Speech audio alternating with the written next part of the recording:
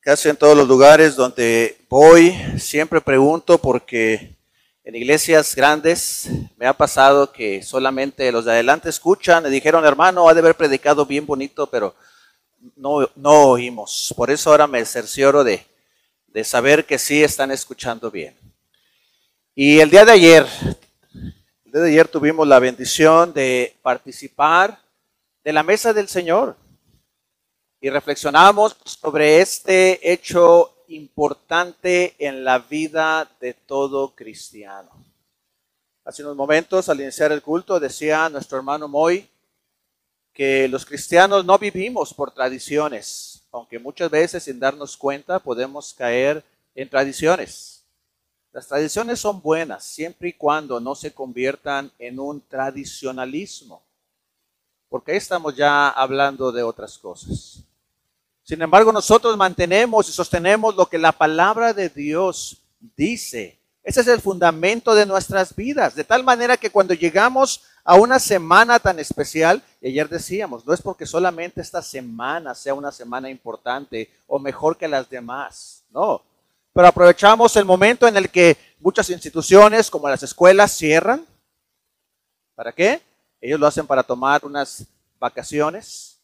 Pero el pueblo de Dios, sabemos que el verdadero descanso está en aquel que es el descanso. Hay personas que dicen, por fin, 3 días o 4 días en los que vamos a dejar de trabajar o de estudiar, o todas estas 2 semanas, y vamos a poder ahora descansar. Y sabes, va a llegar el lunes 29 y se van a dar cuenta las mamás, los estudiantes, que realmente no se sienten descansados. Mientras vivamos de este lado de la gloria, seguimos cosechando y viendo cómo los cardos y espinos siguen haciendo sus estragos. Hay 2 maneras de vivir la vida: con Cristo o sin Cristo. Para quienes viven su vida sin Cristo, desde luego, ellos pueden ver y ellos anhelan estos tiempos y estas búsquedas en su vida con tal de que algo les traiga esperanza o les haga sentir que hay algo de paz para ellos, para luego darse cuenta que no la van a poder encontrar momentáneamente. Pero el pueblo de Dios, sabemos que esa paz que Cristo Jesús trajo y logró es una paz que sobrepasa todo entendimiento. En un funeral, ¿hay tristeza? Desde luego. Pero esa tristeza es transformada en gozo. Y el gozo tiene que ver más con paz. Con tener esa tranquilidad de saber que Dios es el que nos da esa paz, aún en medio de cualquier tragedia. Por eso Pablo va a decir que nosotros cuando lloramos, nos entristecemos, no lo hacemos como aquellos que no tienen esperanza, porque Cristo Jesús es nuestra esperanza. De eso se trata cuando nosotros recordamos entonces hechos históricos, reales, que son tomados de las Sagradas Escrituras. Y esto entonces nos lleva a meditar en el punto de hoy, sobre la crucifixión, y en este relato también que el Evangelio de Marcos nos habla sobre este centurión, de quien en un momento más vamos a hablar. Y antes entonces de entrar en la meditación de esta palabra, quiero invitarles a que me acompañen en esta oración. Padre Celestial, ¿cuántas gracias te damos, Señor? Porque en ti está el verdadero descanso. En ti, solamente en ti podemos encontrar paz y esperanza. Señor, posiblemente hay cosas que pueden atemorizarnos o que nos hacen o que nos roban la paz, Señor. Puede ser alguna situación en la familia, puede ser la economía, pueden ser las relaciones rotas que hay, incluso el mundo en pecado que nos afecta. Pero gracias porque tu palabra nos recuerda la realidad en la que vivimos, tu pueblo escogido, tu pueblo redimido. Y es por eso, Señor, que al llegar a este tiempo en el cual podemos estar unidos, no solamente hoy aquí como Iglesia Príncipe de Paz, sino en el mundo entero, en donde celebran también tu muerte y resurrección. Nos unimos entonces en esa fe, adorando a este mismo precioso Salvador que nos ha dado vida, que nos ha dado esperanza. Pedimos, Señor, que como siempre seas tú el que abra nuestros ojos, prepare nuestro corazón para que podamos ver esas maravillas que hay en tu ley. Que tu Espíritu Santo nos dirija a toda verdad. Te lo pedimos en Cristo Jesús. Amén. El pasaje en el que hemos leído hace un momento, esta es la narrativa que hace el Evangelio de Marcos. Y antes de llegar a estos versículos que acabamos de leer, Marcos nos va a decir lo que sucedió momentos antes de llegar a este momento en la cruz. Los fariseos en su pensamiento se han salido con la suya. Han logrado que Cristo sea sentenciado a muerte. ¿Y qué es lo que sucede momentos antes de que Cristo sea puesto en la cruz? Él ha sido burlado, él ha sido escupido, él ha sido golpeado. Han puesto una corona de espinos para ellos en son de burla, incluso hasta le hacían reverencia, ¿verdad? Salve el rey de los judíos. Y es entonces cuando Jesús lo ponen en la cruz, lo clavan y nos dice, era la hora tercera cuando le crucificaron. Sabes, si tú has estado en lugares donde se hacen estas representaciones de la pasión de Cristo, recuerdo en alguna ocasión, creo que vi por televisión allá en Ixtapalapa, es verdad, en esta representación del Cristo, y hay una película, La Pasión de Cristo, imagino que varios de ustedes la han visto. Recuerdo que cuando fui a verla al cine, yo entré con mis palomitas y el refresco y a mitad de película dejé de comer, no podía comer. No podía disfrutar realmente porque la trama, muy interesante, se ve que el que desarrolló la película, Mel Gibson, ¿verdad? El actor, se documentó bien. Sin embargo, hay algo en lo que se queda corto esta película. Porque si bien la película trata de demostrarnos qué fue lo que sucedió en el cuerpo de Cristo, qué fue lo que Cristo experimentó humanamente, carece de sentido al no decirnos por qué. ¿Por qué Cristo tuvo que ir a la cruz? ¿Por qué Cristo tuvo que morir? Si quisiéramos nada más entender qué circunstancias vivió Cristo, ok, pudiera ser una película que nos ayuda a entender, pero en esa película no está el mensaje del Evangelio. No encontramos por la cual las Escrituras nos dicen que Cristo tenía que llegar a ese momento. Y entonces la pregunta que vamos a responder en esta hora es, ¿por qué era necesario que Jesús muriera? ¿Por qué era necesario? Ahora, este evento de Cristo en la cruz muchas veces puede causar nostalgia cuando vemos, cuando pensamos. Y ahorita vamos a hablar acerca de las cosas que Cristo experimentó, porque no podemos minimizar lo que Cristo experimentó en su cuerpo, en su vida. Era necesario que Él tuviera que experimentar eso. Pero eso apunta hacia otro aspecto más profundo.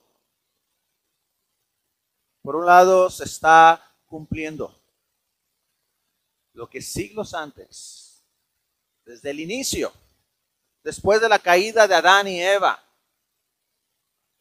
Dios había dicho a Eva y a la serpiente, pondré enemistad, es la serpiente, entre su simiente y la simiente suya. En este momento, Cristo Jesús está haciendo ese cumplimiento. La serpiente está por herir al calcañar, pero Cristo está por hacer algo más grande, está por aplastar la cabeza de la serpiente. Y si nosotros vemos un día como hoy, cuando Cristo es puesto en la cruz y va a ir al sepulcro, pero nosotros sabemos cómo termina la historia. Y sabemos que viene el domingo.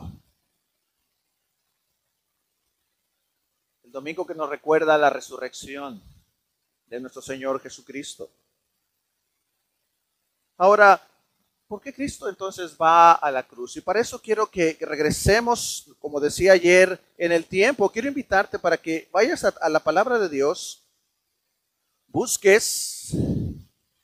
Qué bueno que tenemos esta Biblia aquí grande. No voy a batallar con los lentes. Vamos a Génesis, capítulo 15.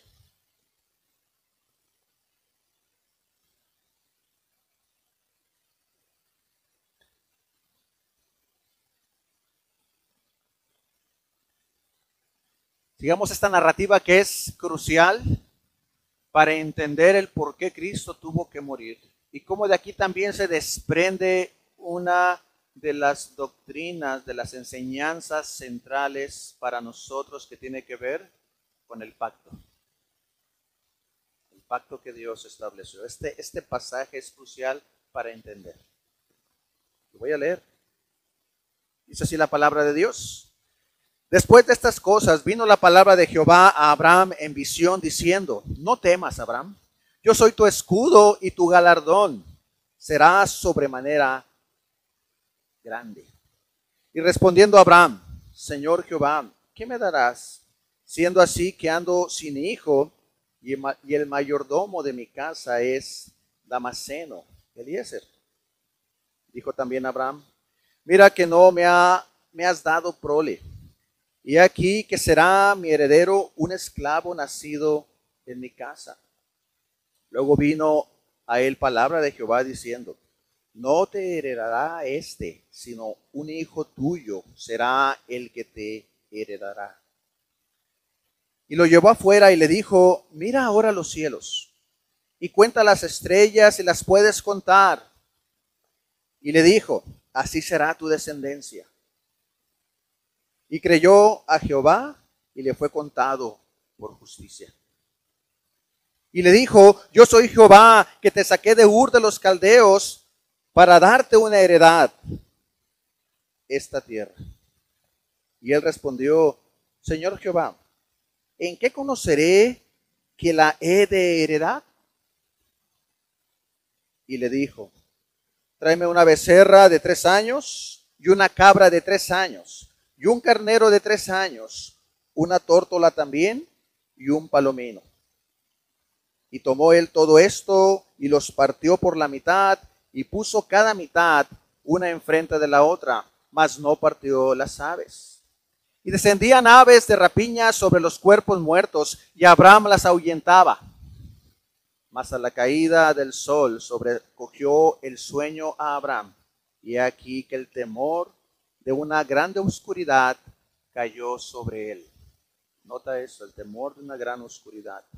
Entonces Jehová dijo a Abraham, ten por cierto que tu descendencia morará en tierra ajena y será esclava allí y será oprimida 400 años. Vean, ya desde aquí Dios había mostrado cuántos años, ¿verdad? Ayer que meditábamos precisamente en la esclavitud del pueblo de Israel.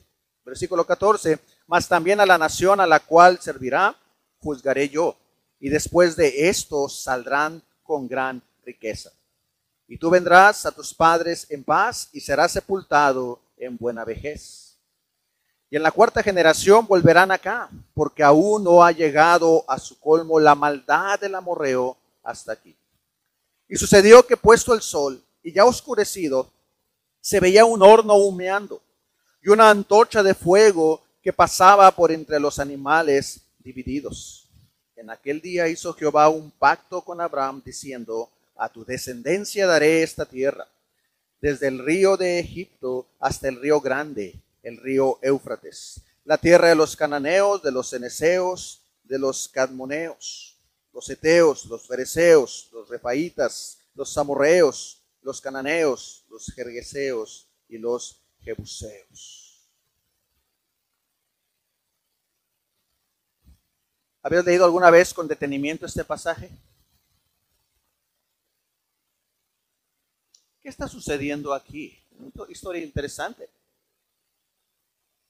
Abraham quiere tener esta fe en la promesa de Dios,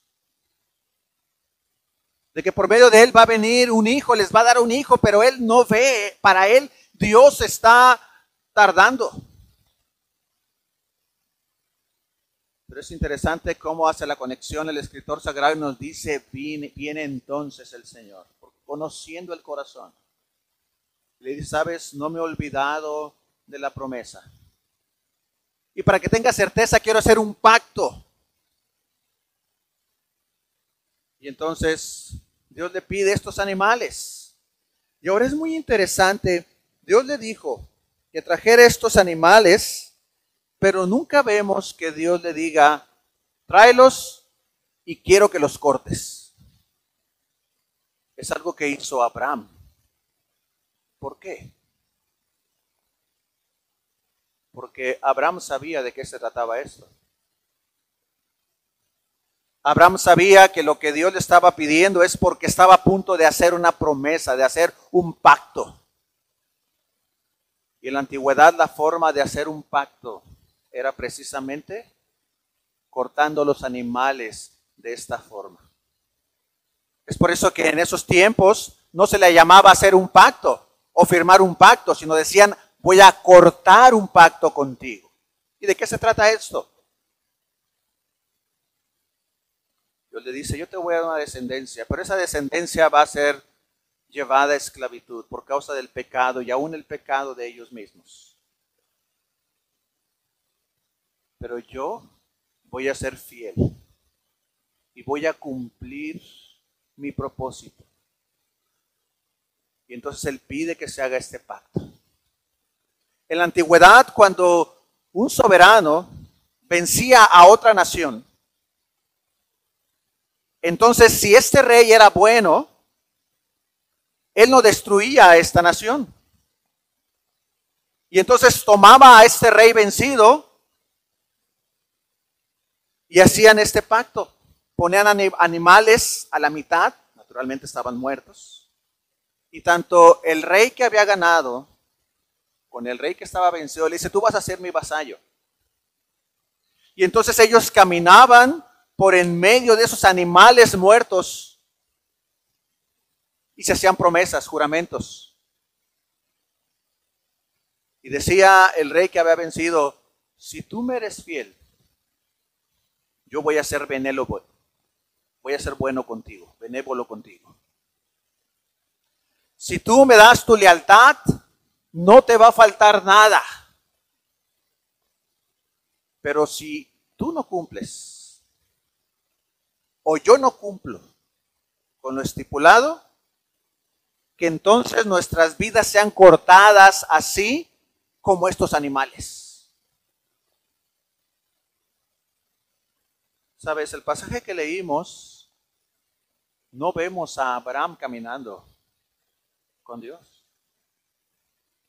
No lo vemos caminando con Dios en medio de los animales. ¿Qué hace Dios? Que Abraham caiga en un sueño profundo. Viene esta oscuridad y entonces aparece aquí la figura de un horno y una antorcha humeante pasando por en medio de estos animales. ¿Por qué Abraham no pasó? Porque era entonces dejar que el ser humano representado en Abraham cumpliera con su parte. Adán no lo pudo hacer, siendo que él estaba en un estado mejor que Abraham. Y si Dios hubiera permitido que Abraham entonces tomara esa parte de su responsabilidad, ¿sabes qué hubiera pasado? Tampoco hubiera podido cumplir. ¿Abraham fue perfecto? Ningún hombre es perfecto. Y tú puedes ver, tú recuerdas la vida de Abraham. ¿Qué sucedió con la vida de Abraham? ¿Fue un padre perfecto, un esposo perfecto? No. No pueden tener hijos y a su esposa se le ocurre la gran idea de decir, oye Abraham, pues mira, no tenemos descendencia, mira que Dios no nos ha dado, pero tengo aquí una sierva. ¿Y qué hace Abraham? ¿Cómo piensas en eso, mujer? Dice, ok, estoy a la idea, ¿verdad? Estoy aquí yo trayendo palabras, ¿verdad? Eso no viene en la palabra de Dios. Pero él accede a la petición de su esposa. Previo a eso, la Biblia dice que su esposa era muy hermosa, Sara. Entonces, en una sequía, ellos van a Egipto, el rey le gusta y ¿qué hace Abraham? Dice, no, Batí, que eres mi hermana. ¿En dónde vemos repetida esta historia? Abraham entregando a su esposa para salvar su vida. En Génesis, cuando viene Dios y le dice a Abraham, Adán, ¿dónde estás? La mujer que me diste. Ella merece morir. ¿Y quién tiene la culpa? La mujer que tú me diste. ¿Quién es el culpable? Dios, ¿por qué me das esta mujer? No nos hubiéramos salvado, aunque Abraham hubiera querido aceptar el pacto. Ahora tiene más sentido cuando vemos, ayer leímos ese pasaje, Jesús está a la mesa con sus discípulos. Y él dice, esta es la copa del nuevo pacto en mi sangre, que por ustedes es derramada. Abraham no pasó, porque él no podía cumplir. Tenía que venir un segundo Adán, Cristo Jesús. Y sabes, es hermoso, si pudiéramos hablar muchísimo de todas las referencias del Antiguo Testamento hacia Cristo Jesús. Porque todo lo que vivió en los tiempos del Antiguo Testamento hablan de cómo el ser humano no puede cumplir con el estándar de perfección, ni con la ley de Dios. Y cuando llega aquí el momento de Cristo Jesús, Él es ese siervo fiel, ese hombre perfecto que pudo cumplir con la ley de Dios. Y por eso pudo ser ese sacrificio perfecto, por el cual pagó por el pecado de todos nosotros. Era necesario que el Hijo de Dios muriera. Cuando termina la cena, la Santa Cena, que llamamos nosotros, la última cena del Señor, ellos de ahí van a un monte, el monte de Getsemaní, y Él pide a sus discípulos que le acompañen en oración. ¿Y qué sucede? Se quedan dormidos. Espero que aquí no haya dormidos. No vamos a tardar tanto. Eso espero. Y Jesús está en su momento de agonía por lo que está por enfrentar. Habla con su Padre y le dice, si es posible, que pase de mí esta copa. La copa de la ira, desde luego. Esa copa de la que los discípulos se jactaron de decir, sí, yo puedo tomar de esa copa. Dice Jesús, sí.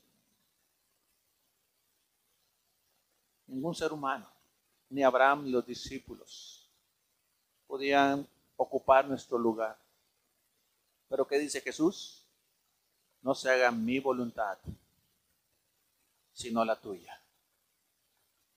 Jesús sabe que no había otra manera de poder lograr la salvación, de poder pagar por el castigo tuyo y el mío, sino solamente a través de Él.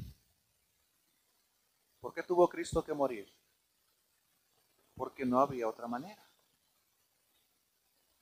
Ahora quiero que meditemos ahora en un segundo aspecto que tiene que ver precisamente ahora con el qué implicó la crucifixión. Ahora, no sé si tú has escuchado lo que significaba ser crucificado. En los tiempos bíblicos, en los tiempos de los romanos, morir en una cruz era una muerte violenta, pero también una muerte vergonzosa. Los romanos eran crueles. Y este era su castigo favorito, su castigo ejemplar. ¿Sabes? Y aquí el punto no solamente era el dolor de los clavos en las manos, que bueno, algunos teólogos han dicho que posiblemente no haya sido aquí, ¿verdad? Posiblemente un poquito más abajo. Decían, si es aquí, a lo mejor pues con el peso se desgarraría. La palabra garp en griego involucra la mano hasta la muñeca más o menos, y luego ya el brazo tiene otro nombre. Entonces garp es más o menos llegar hasta esta parte. Por eso argumentan que posiblemente fue más en esta parte, donde haya sido, pero Cristo fue crucificado. Ahora ponían sus pies juntos y lo atravesaban también con un clavo. ¿Por qué razón? Imagina esta posición de la persona que estaba en la cruz, extendido sus brazos, clavado. El peso del cuerpo les hacía descender. Y ellos tenían que impulsarse, tomar aire. ¿Por qué? Porque el peso comprimía los pulmones. Ahora imagínate estarse impulsando con los pies clavados. Los pies se iban desgarrando hasta el punto en que ya no podían impulsarse, y entonces venía la muerte por asfixia. Aunado a esto, todo hombre que iba a la cruz, aparte de ser golpeado, era latigado. Así que al hacer ese movimiento, imagínate tu piel, tu espalda en la cruz, estarse frotando. ¿De qué tipo de muerte física estamos hablando? Sin duda, una muerte dolorosa. Pero ¿sabes qué es lo interesante de esto? Que los evangelios no se centran en el dolor físico. Los evangelios, la palabra de Dios no se centra en, ay, pobre Jesús, lo que estaba sintiendo aquí con el clavo. ¿Le dolió? Claro que le dolió.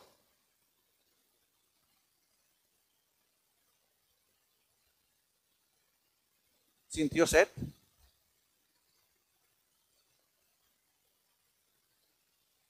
¿Cuál es entonces el dolor más fuerte que Cristo Jesús está teniendo al estar en la cruz?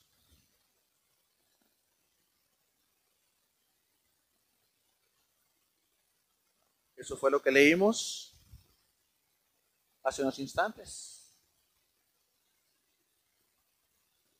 Eloí, Eloí, lama sabactani.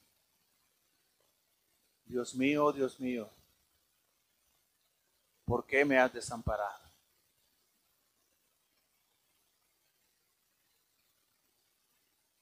Quiero que pienses en esto.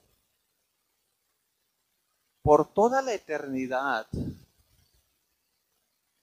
Dios Padre, Dios Hijo y Dios Espíritu Santo han vivido en una eterna unidad.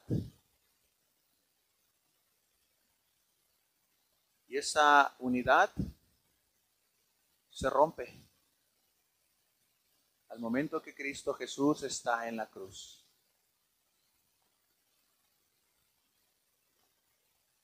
¿Y qué sucede en ese momento? Él puede experimentar la ira de Dios, algo que tú y yo nunca vamos a experimentar. Si es que realmente has creído en Jesucristo y Él es tu Señor y Salvador, como decíamos ayer, estás bajo las alas del Omnipotente. Si tú eres un creyente en Jesucristo, tú puedes tener esta seguridad, esta tranquilidad de que la ira de Dios no está más sobre ti, porque estuvo ya sobre Cristo Jesús. Pero aquellos que no creen en Él, la ira de Dios está puesta todos los días sobre ellos. ¿Cómo se ve esta ira de Dios? Claro, en Cristo en ese momento, pero hay oscuridad. Ayer hablábamos acerca de la oscuridad también. ¿Recuerdas en Egipto? Una de las últimas plagas fue la oscuridad, decíamos. Y en este momento entonces dice que vino oscuridad literalmente en toda la creación. No fue un eclipse como algunos argumentan. No fue tampoco un ciclón de arena, ¿verdad? Que estuvo también ahí, que ocultó la luz del día. La oscuridad tiene el símbolo de juicio. Por eso el Señor Jesús dice que el que anda en Él, dice, no está en oscuridad, sino ha salido la luz, ha brillado la luz. El apóstol Pedro nos dice que antes nosotros, ¿qué pasaba? ¿Cómo vivíamos? ¿Dónde estábamos? ¿De dónde nos sacó el Señor Jesús? De las tinieblas a su luz admirable. Jesús está experimentando la ira del Padre. Nuevamente, yo no sé cuánto has reflexionado en esto. Si tú a veces sientes que una enfermedad en tu cuerpo, un problema con tu esposo, tu esposa, tus hijos, el jefe de tu trabajo, el maestro en tu escuela, algún líder de la iglesia, que eso espero que no suceda aquí. Y sientes que eso es oscuridad o tristeza, déjame decirte que eso no se compara con la oscuridad que se está hablando aquí. Es una oscuridad que tú y yo nunca vamos a experimentar. Por lo tanto, esas nubecitas que a veces quieren opacar nuestra fe no son nada. Son pasajeras. Sobre todo cuando Cristo Jesús brilla en tu vida y tú buscas vivir y refugiarte en su amor.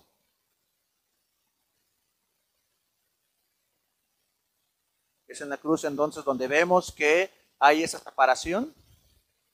Y ese es el dolor más terrible que el Señor Jesús está experimentando. Por eso en el Getsemaní, Lucas, siendo médico, nos dice que ese sudor que él tenía, ¿verdad? De la intensidad de ese miedo, eran como gotas de sangre.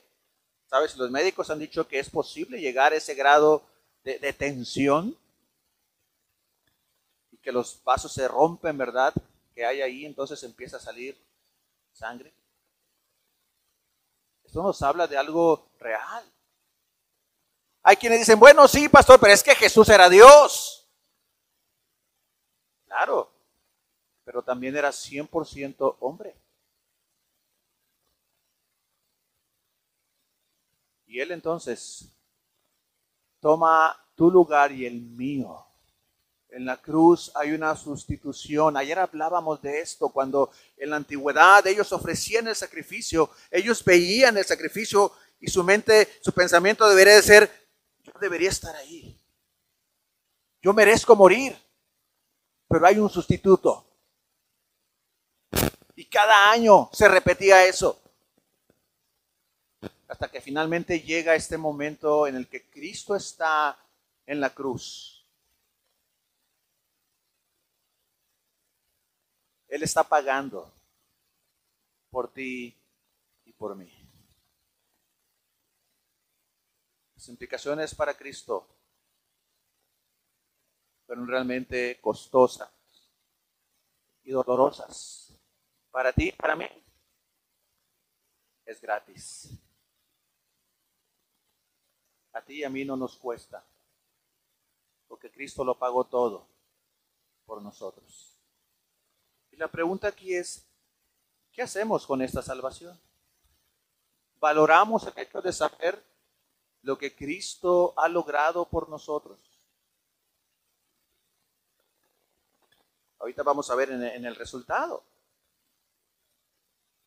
Pero quiero que en tu mente entonces reflexiones en lo que la palabra de Dios nos está llevando. Llegamos a este momento. Ayer decíamos, nosotros tenemos estos servicios no solamente para recordar lo que sucedió, sino para renovar nuestra fe una vez más. Y cada día debemos vivir en esa renovación, porque sabemos lo que tenemos en Cristo y sabemos que nuestra vida está asegurada. ¿Y hay razón? ¿Sabes para qué? Para poder tener paz, gozo. Y sabes, el gozo no es risa. El gozo tiene que ver con esperanza. Es ese gozo que, claro, puede también hacernos reír. Y cuando pensamos en que Él pagó todo en la cruz, esas fueron sus últimas palabras. Para nosotros es un respiro. No hay más condenación para quienes están en Cristo. ¿Te motiva esto? ¿Te anima esto?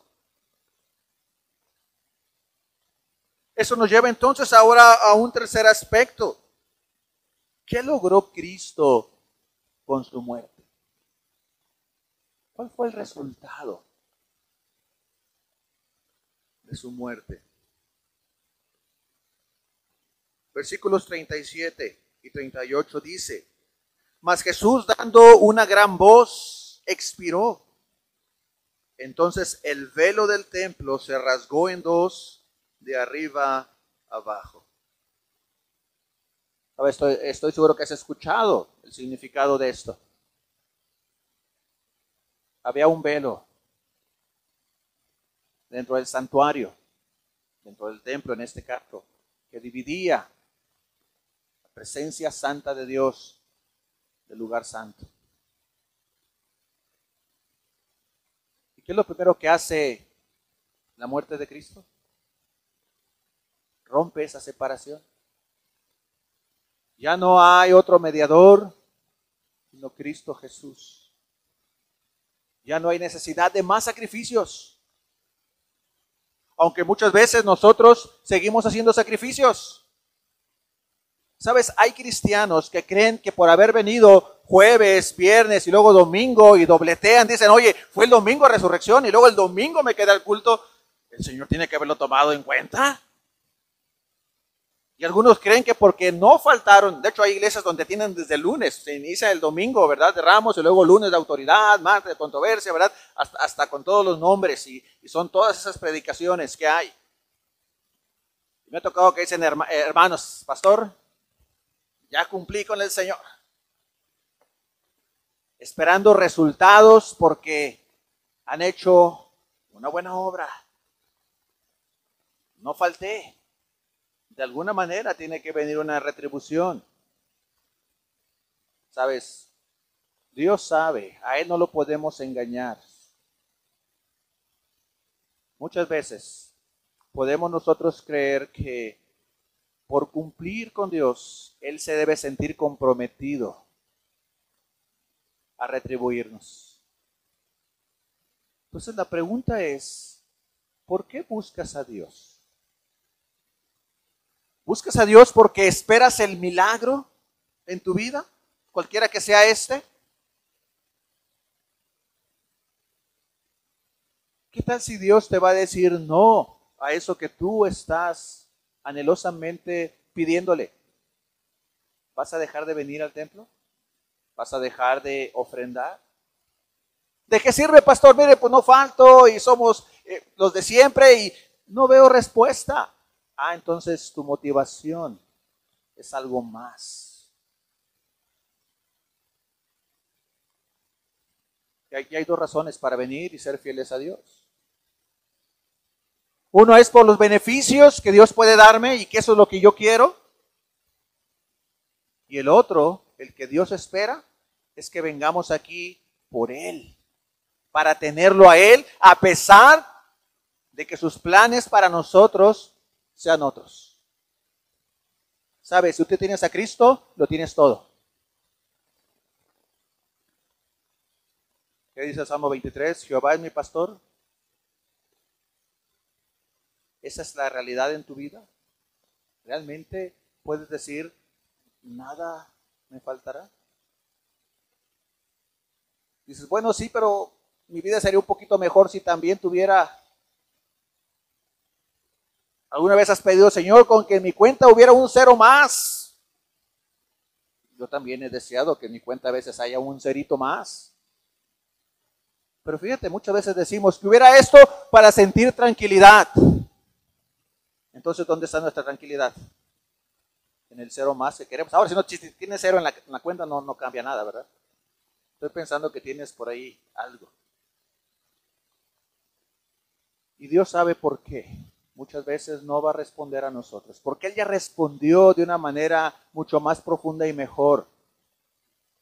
Cristo Jesús, que es lo suficiente para que tú puedas vivir.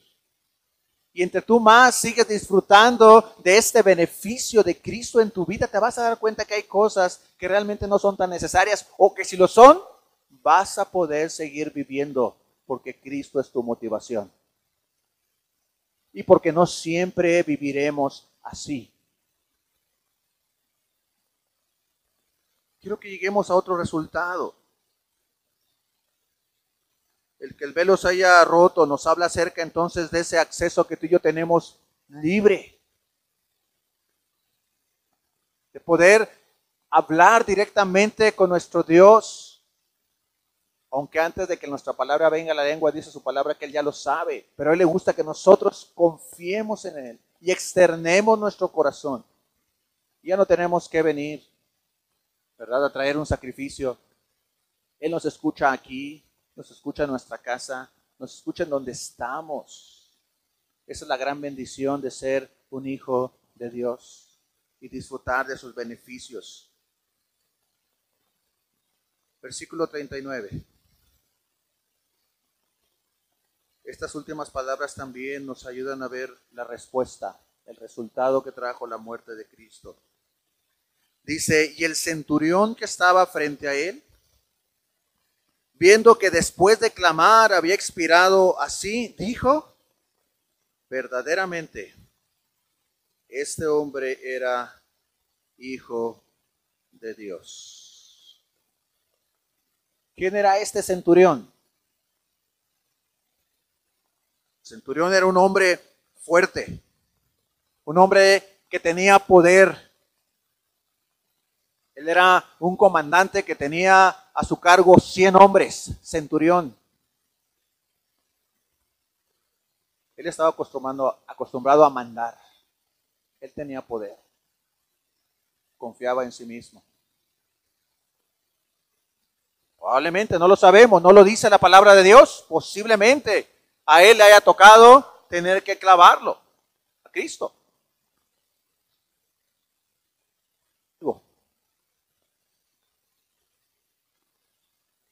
¿Y qué sucede con este hombre fuerte, recio, cuando ve a Jesús en la cruz? Viene una transformación. Porque estas palabras del centurión son una profesión de fe. Verdaderamente, este era el Hijo de Dios. Te aseguro que este centurión regresó a su casa cambiado. No nos dice la Biblia qué pasó, qué más hizo.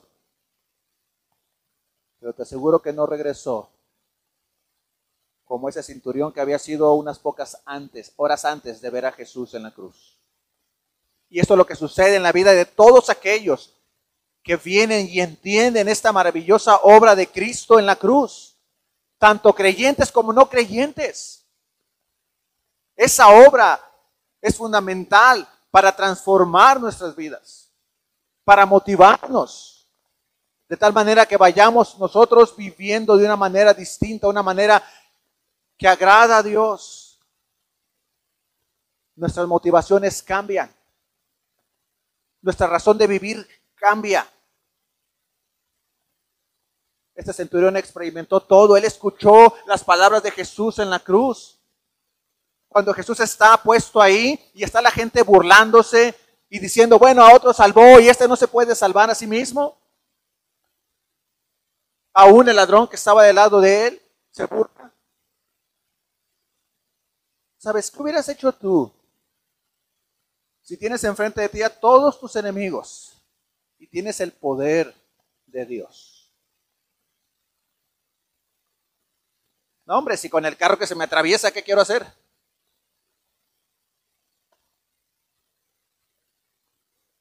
¿Qué pensamientos vienen a nuestra mente? Gracias a Dios que Él no es como nosotros. Jesús puede ver lo terrible del pecado del mundo. Y sus primeras palabras son, Padre, perdónalos porque no saben lo que hacen. No lo saben porque no te han conocido a ti. Por eso yo estoy aquí, como evidencia y testimonio de que tú me has enviado. ¿Cómo impacta eso tu vida? ¿Qué se espera de un creyente en Jesucristo? Hacer lo mismo. Por eso, ¿cómo resume Cristo la ley? Los 10 mandamientos. Amar a Dios, amor a mi prójimo. Pastor, pero eso usted no tiene el prójimo que yo tengo. O sea, no conoce a mi esposo, no conoce a mi esposa, no conoce al vecino que me avienta la basura y se estaciona en mi lugar. Creo que no saben de qué hablo, ¿verdad?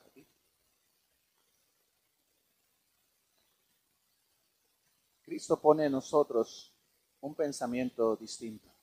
No quiere decir que nunca te vas a enojar. No quiere decir que no te vas a cansar. Pero en medio de tu enojo, en medio de tu situación, si realmente tú buscas la paz de Dios y tú te refugias en su amor, aún de que hayas fallado y tengas un conflicto con alguien, va a venir la restauración. Quiero terminar con una pequeña ilustración. En una de las iglesias me tocó estaba la de la sociedad femenil, había la presidenta de la sociedad femenil, era una hermana grande, grande, y un día ella va a, creo que no sé si era el Sam's o el Costco, y era de esos días en donde no sé qué había de promoción. Entonces va y agarra el último carrito y viene otra persona, otra mujer, y quiere forcejear con ella y la hermana pues la avienta y se va con el carrito.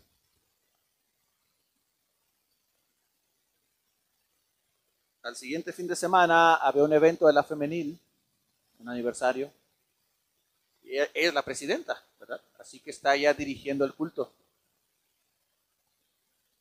Empiezan a llegar los invitados y en eso va entrando, ¿quién creen? La persona a la que ella había empujado. Dice esta hermana en su testimonio que en cuanto la ve sintió, ¿verdad? Porque estaba, dice, yo pastor con mi cara de santo, santo, y cantando, y me topo con mi pecado. La persona que venía acompañado se da la vuelta y se va. Y le dice a la otra hermana, no, si así son todas como ella, yo no quiero saber nada, yo ya me voy. Esta hermana se sintió muy mal, confesó su pecado, lloró. Y el consejo que se le dio fue, mira hermana, ok, usted ya ha venido y está disfrutando del perdón de Dios. Y usted dice la palabra de Dios que si tú confiesas tus pecados, Jesús es fiel y justo para perdonarte. Si tú tienes un corazón contrito y humillado, Él no te desprecia, pero se espera algo de ti. Que tú ahora muestres ese amor de Cristo y vayas y restaures al agraviado, en este caso a esta señora. Así que se armó de valor, Platicó con la hermana que había llevado a esta invitada, accedió a platicar, ofreció las disculpas. Gracias a Dios fueron aceptadas. Al poco tiempo, ahora la invitada es la secretaria de la femenil. Ahora, no siempre las historias van a terminar con un final feliz, pero sí te aseguro que si tú buscas el poder de la cruz, la transformación que la obra de Cristo en la cruz y su resurrección y su amor, lo que puede hacer en tu vida, a pesar de que tú hayas fallado en algo, hay la posibilidad de una restauración. Cuando somos llamados nosotros a reconciliarnos, no somos llamados a transformar a la otra persona. Tú no eres responsable de cómo va a reaccionar la otra persona, pero eres responsable de ir. Y si está en ti, ¿qué dice la palabra de Dios? En cuanto a dependa de vosotros, estad en paz. Eso es para todos los cristianos. ¿Cómo estás viviendo la paz de Dios? Si aún sientes que es difícil, necesitas, como el centurión, nuevamente mirar la cruz y decir: Señor, ayúdame a confesar que tú eres el Señor. Eres el Señor de mi vida. Y si tú eres el Señor de mi vida, tú tienes el poder para transformarme y mis acciones de tal manera que yo vaya y viva. Jesús resucita. Él llama a sus discípulos. Algunos venían todavía con desconfianza y Jesús dice: toda autoridad, toda potestad me es dada en los cielos y en la tierra. Ahora ustedes vayan y sean testigos. A pesar de su carácter, a pesar de que por ahí ofendan, restauren, enséñenles cómo vivir, cómo buscar y cómo ofrecer el perdón y cómo dar el perdón, porque yo los he perdonado. ¿Y cuál es la promesa en donde viene el poder? He aquí yo estoy con vosotros todos los días, hasta el fin del mundo. Padre Celestial, te damos muchas gracias por tu obra en la cruz. Qué hermoso es saber que hay esperanza para quienes nos hemos refugiado en esta obra tuya. Somos pecadores, Señor, vivimos ofendiéndote todos los días, de muchas maneras. A veces ya no nos damos cuenta, Señor, porque es tan natural para nosotros el pecar. Pero gracias porque Cristo Jesús nos ha dado el poder para reconocer nuestro pecado. Y no quedarnos como estamos, sino cada día ir viviendo de gloria en gloria. Cada día ir disfrutando de ese perdón, de ese amor tuyo. Porque tú has dado la promesa de estar con nosotros. Y tu palabra también dice que aquel que la buena obra comenzó en nosotros será fiel hasta terminarla en la venida de Cristo Jesús. Gracias porque tu obra en nosotros aún sigue perfeccionándonos. Y cada día es una oportunidad para honrarte, para renovar nuestra vida, para consagrarnos a ti. Permítenos atesorarte como lo más maravilloso y grande de nuestras vidas. Te lo pedimos en el nombre de Cristo Jesús. Amén.